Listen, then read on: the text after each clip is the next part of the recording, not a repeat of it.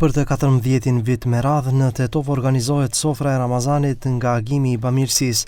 Gjatë ditës së sotme janë shpërndar rreth 700 iftare për nevojtarët dhe një pjesë të studentëve, pasi numri më i madh i studentëve ditën e parë të Ramazanit e kalojnë në shtëpi. Visar Xhaferi thotë se qëllimi është që ata që nuk kanë mundësi financiare të furnizohen me ushqim të ngrohtë gjatë muajit të Ramazanit. Sot si dita e parë, Agimi i Bamirësisë fillon me 600 deri në 700 iftare.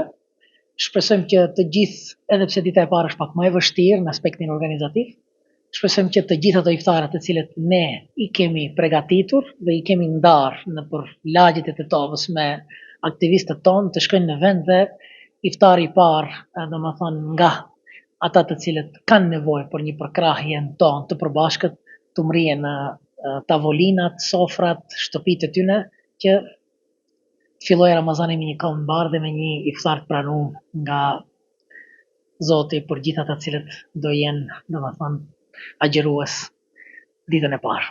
Edhe pse çmimet në treg janë rritur, një iftar kushton 200 denar apo rreth 3.5 euro. Nga Agimi i Bamirësisë thonë se kostoja është e madhe dhe organizimi nuk është i lehtë. Kosta është e madhe, tani kur themi e madhe nuk themi për ta hiperbolizuar, por themi për shkak se si dini edhe vetë çmimet kanë ndryshuar.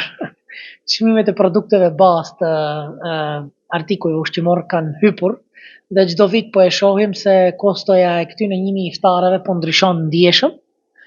Edhe normal që si çdo vit ne edhe bëjmë apel, por se ajo që ne duam të përcjellim tek teleshikuesit tanë është që ata të cilët nuk kanë mundësi, domethënë, të agjerojnë dhe siç e dim nga ana fetare ata paguajnë, domethënë, fidjen, kompenzimin e mosagjerimit.